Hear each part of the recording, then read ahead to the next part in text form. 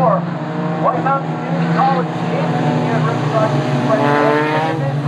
Aaron Cook, 88, round out the field. The Don Noise Chevrolet base truck ducks down pit road.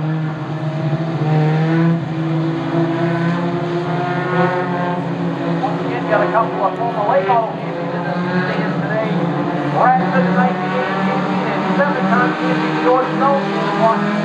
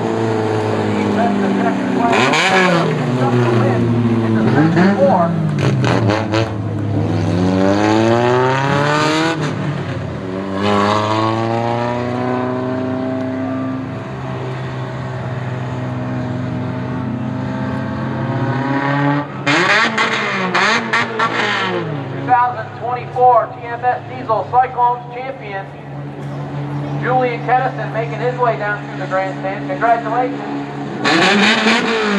On holiday, I guess. Well, return the checkered flag. Cody Whittam, your winner.